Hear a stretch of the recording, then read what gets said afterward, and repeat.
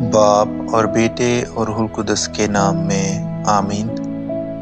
ہمارے لیے آج کی تلاوت رسولوں کے اعمال اس کا 2 باب اور اس کی 36ویں آیت سے لے کر 41ویں آیت تک۔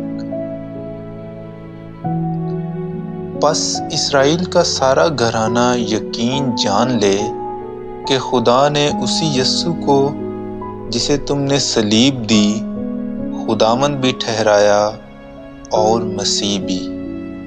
جب انہوں نے یہ سنا تو ان کے دل چھد گئے اور پطرس اور باقی رسولوں سے کہا کہ اے مردو بھائیو ہم کیا کریں؟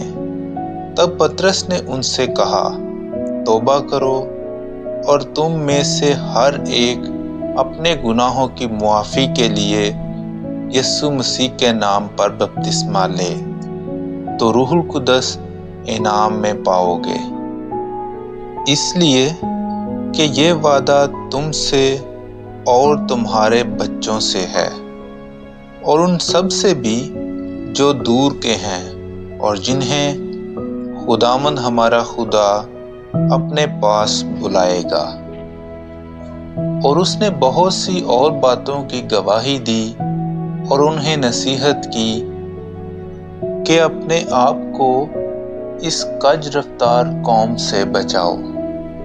پس جنہوں نے اس کی بات قبول کی انہوں نے بپتسمہ پایا اور اسی روز قریباً 3000 آدمی ان میں مل گئے۔